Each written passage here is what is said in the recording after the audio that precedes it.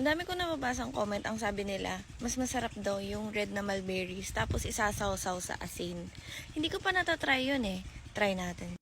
Tamang-tama yan kasi marami pa tayong mga red na mulberries. Tapos, yung pinsan ko pumunta dito ng isang araw. Naghahanap ng maasim. Sabi ko, itry niya yung mulberry kasi maasim nga yung pula. Aba, gustong gusto. Tapos naghanap ng asin. Kaya, itry ko nga rin to.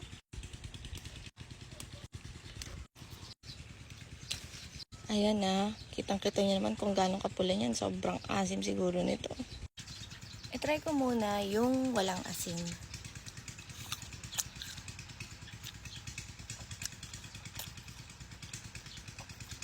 Grabe ang asim.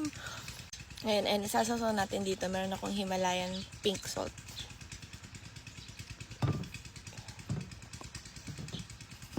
Yan.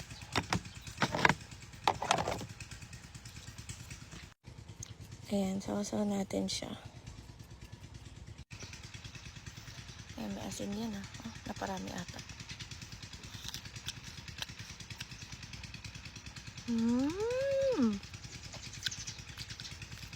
Ay, mas masarap ng may asin.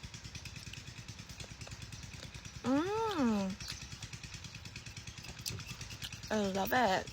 Mas okay pala pag may asin. Hindi ko talaga kaya kapag super asim. Ayoko talaga.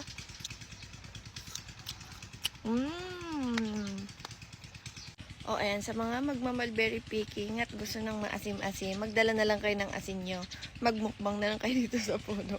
Anyway, yun lang. Bye-bye!